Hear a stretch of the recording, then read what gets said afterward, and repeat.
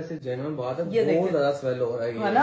ये बहुत है। अब लोगों ने मुझे जितना जेन्युइन बात है, मुझे देख के भी फील हो रहा है। पहले मैंने इतना नोटिस नहीं किया था। हाँ। लेकिन इसको एक बार प्रॉपर चेक ये करवाते देखे हैं ना, यार। ये अब मुझे ज्यादा वो होना शुरू हो गया। अल्लाह खैर करे। मैं तुम्हें जेन्युइन बताऊं, मैंने ना ये चीज देखी है। हाँ। ये भला क्यों होती है? हाँ। जब अपने हस्बैंड को बहुत तंग करो ना, ये रात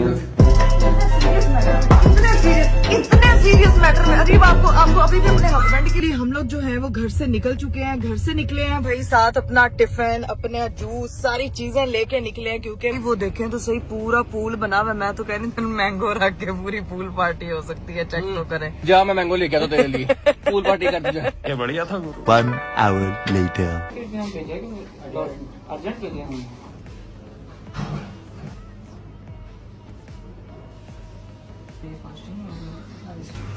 मशीन को बाईपास करके होती है, पेन होती है इसमें। फाइनली हमारा टेस्ट कंप्लीट हो गया। अपने